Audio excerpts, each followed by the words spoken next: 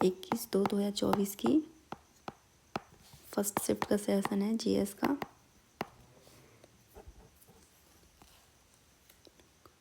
तो देखते हैं क्वेश्चन नंबर फर्स्ट। भारतीय खिलाड़ी अनाका अलंकामुनी कौन सा खेल खेलती हैं? तो ये खेलती हैं स्कॉच। ठीक है। क्वेश्चन नंबर 2, 9 अगस्त 2023 तक प्रधानमंत्री जनधन योजना के अंतर्गत मध्य प्रदेश में डैश परिवारों का जनधन खाता खुलवाया गया?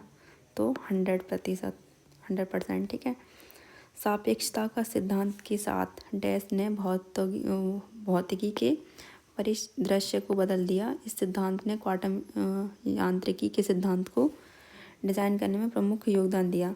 तो ये थे अल्बर्ट आइंस्टाइन। क्वेश्चन नंबर 4, भारतीय संविधान के निम्नलिखित में से किस अनुच्छेद में यह उल्लेखित किया गया है कि किसी अपराध के लिए अभियुक्त किसी व्यक्ति को स्वयं अपने विरुद्ध साक्षी होने के लिए बाध्य नहीं किया जाएगा? तो आर्टिकल 20। हरित क्रांति को डैश भी कहा जाता है? तो हरित क्रांति को कृषि क्रांति भी कहा जाता है। लावड़ी नृत्य शैली का संबंध किस राज्य से है? तो ये है महाराष्ट्र से। भारत में किसानों पर हरित क्रांति के प्रभाव के बारे में निम्नलिखित कथनों को पढ़िए। तो हरित क्रांति की शुरुआत से किसानों को अपनी आय का स्तर बढ़ाने में मदद मिली।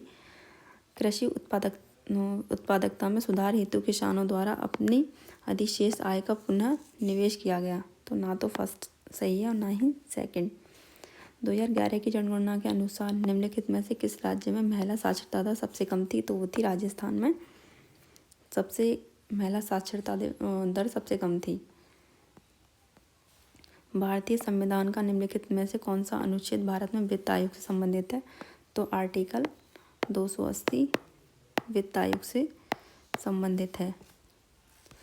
साक्षरता दर मतलब इसमें पूछा है किस राज्य में सबसे कम महिलाएं पढ़ी लिखी थी? तो वो है राजस्थान। ठीक है। और सबसे ज़्यादा पूछे तो वो है केरल। ठीक है। सबसे ज़्यादा साक्षरता दर महिलाओं की केरल में और पुरुष की भी केरल में ही है।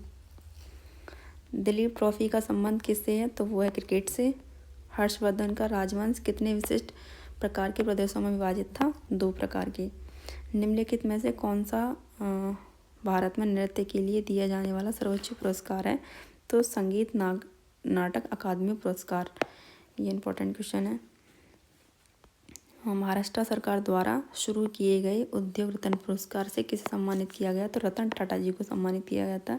किस खेल में प्रतिभागियों को प्यूजिलिस्ट कहा जाता है? तो मुक्केबाजी में। लद्दाख और तिब्बत समुदाय को मनाया जाने वाला लोसर त्योहार किसका प्रतीक है? तो यह है नववर्ष के त्योहार का। ठीक है। निम्नलिखित में से कौन सा पड़ोसी देश भारत का हिस्सा हुआ करते थे?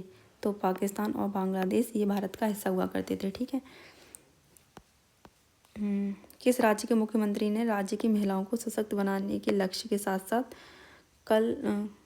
क्लैगनार, मगलेर, उरमाई थोंगी थिट्टम पहल की शुरुआत की है? तो यह है तमिलनाडु। ठीक है। टेलीफोन सेवाएं और स्टॉक ब्रोकर, स्वास्थ्य club, beauty parlour, dry cleaning सेवाएं आदि जैसी सेवाओं पर लगने वाला कर या सेवा कर डैश में पेश किया गया था? तो 1994 से 1995 में। ठीक है। उस्ताद बिस्मिल्लाह खान शहनाई के लिए। सरोजिनी नायडू ने वर्ष डैश में भारत राष्ट्रीय कांग्रेस के अध्यक्ष के रूप में कार्य किया था? तो 1925 में। ठीक है।